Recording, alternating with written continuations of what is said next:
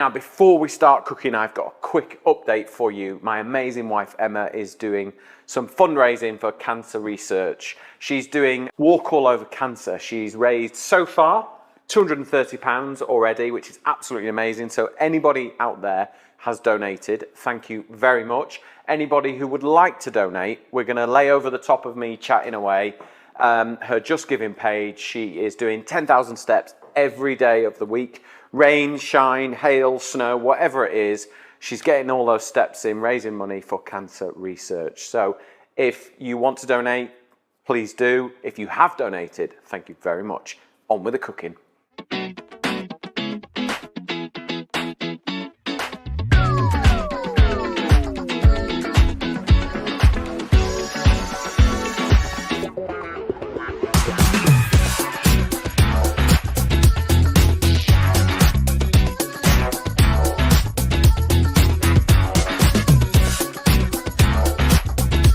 Right, so today we're going to make another delicious recipe from our new book, Peter Sidwell's Kitchen, coming out August, September time?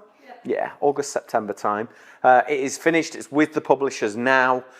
We cannot wait to share it with you, but in the meantime, we're going to share loads of recipes from the book. So today, Demerara shortbread biscuits.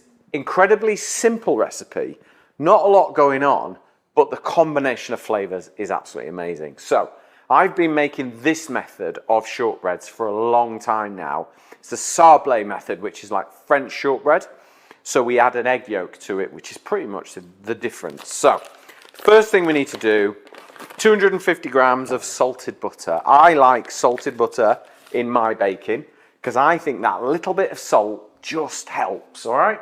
What we need to do is we're going to beat this together with my, I love this piece of kit, wireless chargeable mixer from KitchenAid. So thank you for creating this, you changed my world. Right, so 250 grams of salted butter, room temperature, okay? It's important. 125 grams of golden caster sugar. Now I'm using golden because it's got more flavour. If you've only got white, so be it. Don't worry about it. Okay, in we go. Do you have to use block butter, or can you use margarine, or does it not work? I don't think you need that sort of more firm setting point with shortbreads. I don't think you can get away with margarine on it. I mean, you probably, the way I do it, so when we get to shortbread, I will be slicing it, not rolling it. Yeah. Because I think you get a much better shortbread. I suppose if you use margarine, you'd have to roll it and use cutters. Yeah. So I tend not to. I think the flavour's better in shortbreads with butter. Yeah. Right, here we go. Full speed. So you need to keep mixing until that sort of scratching sound stops. And basically what we're trying to do is amalgamate the butter and the sugar together so that they dissolve and create one texture. Okay?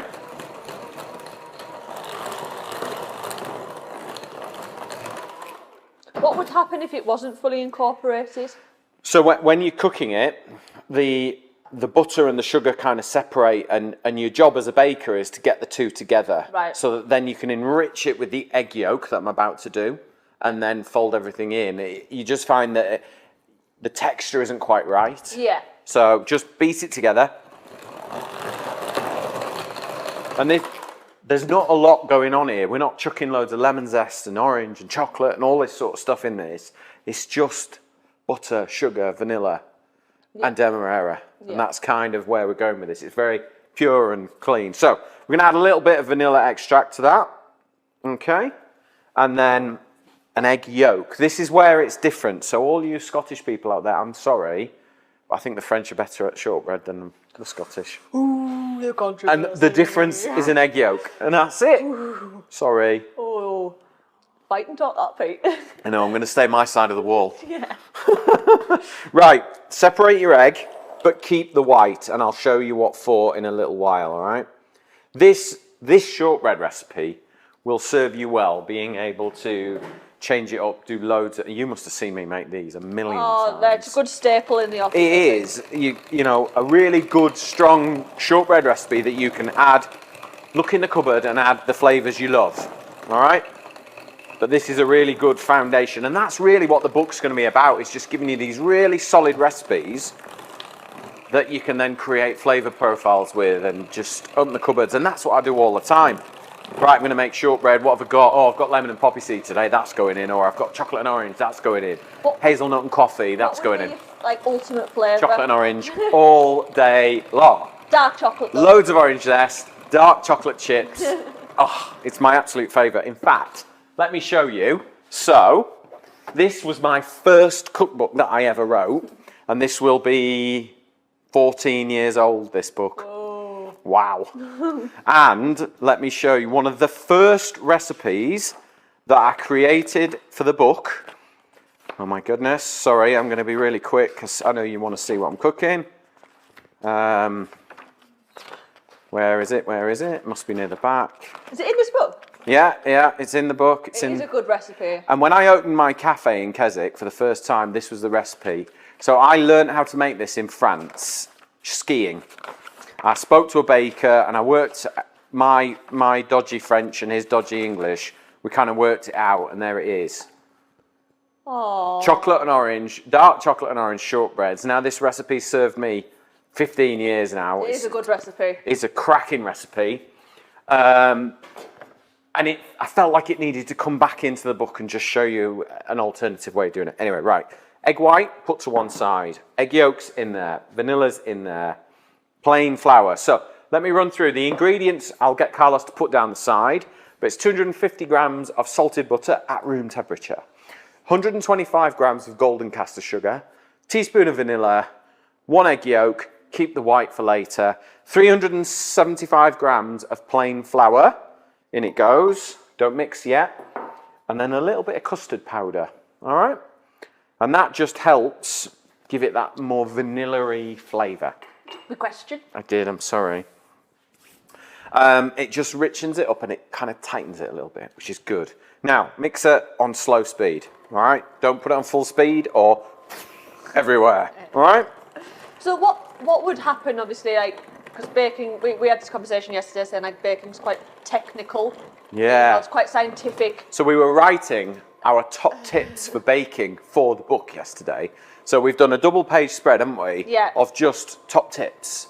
So apply these tips to all the recipes will help you be really successful. Sorry, Emily, go on. No. If to say you would, you know, like how sometimes your scales might not be calibrated properly. Right. Things like that. So say, what would happen if you put like too much flour in? Is there any way to correct it, or is it something that? Stop it. Is it a tough If you put one? too much, so my first tip is if you've got some scales, when you've bought a bag of flour and it says 1 kilo on it, just weigh it. Check it's right. If it says 1 kilo on the scales and it says 1 kilo on the bag, it's going to be 1 kilo, probably. So it's always just worth calibrating where you can. Yeah. So if you've put too much flour in, you're probably going to need to add a touch more butter, a touch more sugar, and kind of hope. It's really tricky, I'll be honest with you. So it's something that you need to take your time on. Take your time, make sure you get it right. weigh all your ingredients out and then go for it.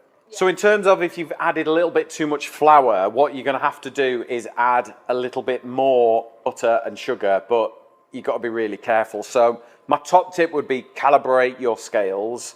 As I said before, if your bag of flour says 1 kilo on it, put it on the scales, check your scales says 1 kilo, and that'll give you a kind of calibration tool. Right, can I just show you that, Emily? Yeah. You see how it looks like crumble? Yeah. There, it's time now to get your hands dirty. So, just pour it out. Now, you would struggle with this, Emily, because your hands are like icicles, aren't they? Just like Emma's. My hands are warm. I'm warm-blooded. So just use the warmth of your hands and sort of press the mixture together, okay? Yeah. This, because if I carried on mixing and mixing and mixing this, and this is sort of how the Scottish tend to make their shortbreads, they mix it until it comes together, and I think that develops the gluten a bit too much. Right. For this recipe, and because we're adding the egg yolk, you can see how it's just sort of coming together now. So you kind of want it, it's quite just and so bringing it together. Just compressing it really, rather than mixing it, Yeah. okay? And I always tend, for some reason, to roll mine. So you can see it's a lot sturdier than some shortbreads that. Yeah, because the egg yolk's richened it up, Yeah. and my warmth of my hands is pressing the dough together. Yeah. And what you tend to find is when you roll it all together, there's like cracks and crevices inside it. So Yeah.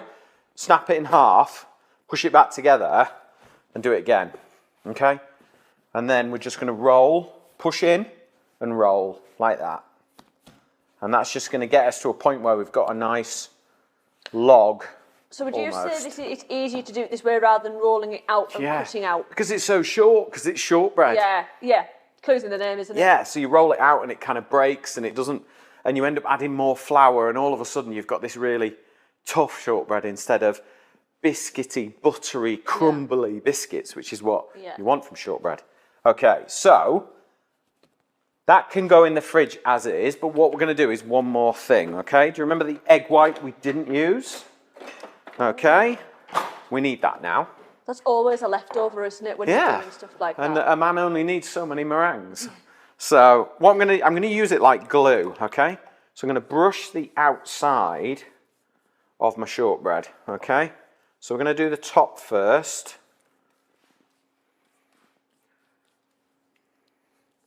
And then we're going to take Demerara. I've actually got a dark brown sugar, but Demerara is kind of what we created it for, because we want you to be able to, I want you to be able to taste the biscuit and the Demerara sugar. So you put it on the outside, so the outside is crisp and caramelized and sweet, but it's not all the way through. So, because we only do like half sugar to butter, it's not an overly sweet biscuit. So for the outside, say if you had only caster sugar. It'll work. Will it work? But what you don't get is that treacly flavour that you would get from Demerara or dark brown sugar. I mean, I think the darker the sugar, the nicer than these biscuits. So you kind of just press the sugar on the outside and then just roll it over. And there's that bit that was underneath that didn't have any egg white on. So let's get that on there. So this is kind of, it obviously makes a shortbread even better, but this can be optional. Yeah, you don't have to add it if you don't want. You can just use a standard shortbread. Yeah. And when I make my chocolate and orange ones, I just roll white sugar on this. And I have lovely dark chocolate chips and tons of orange zest. What else do you use this shortbread recipe for? So let's say if you've made the biscuits, what else could you do to kind Lemon and poppy seed, that's a good flavour. Coffee and hazelnut, coffee and walnuts. I've made them before. I know, we could do those.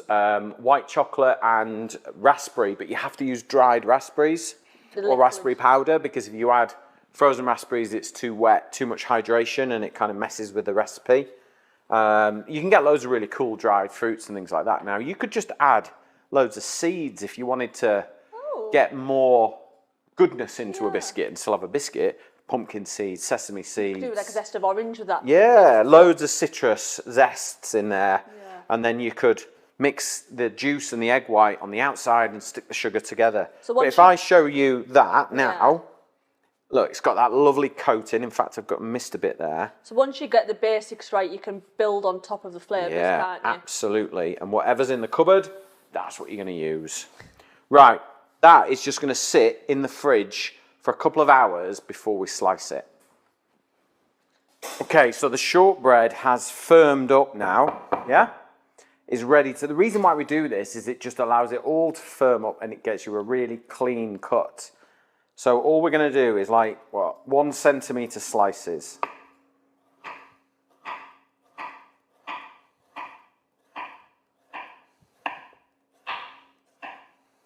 There we go. And now you can see why we've done it the way we've done it. Look, you've got this really clean, pure, buttery shortbread, and then you've got the rich, dark brown sugars around the edges. Now we're using a non-stick masterclass baking tray here. We don't need parchment paper for this. We can go straight on the tray. The only tip I would have for you if you're using a tray like this is when they come out of the oven, give them a little wiggle, make sure the sugar hasn't stuck. And then they will release straight away. So there we go. I'm going to bake these in the oven at 160 degrees, okay? So not a really high heat, for about 12 to 15 minutes, okay? This mixture will sit in the fridge for a couple of weeks. It will also go in the freezer either as a whole piece or sliced up, whichever you prefer. So they won't bake from frozen, but all you need to do is just pop them in the fridge for a couple of hours, let them thaw out, and they're good to go.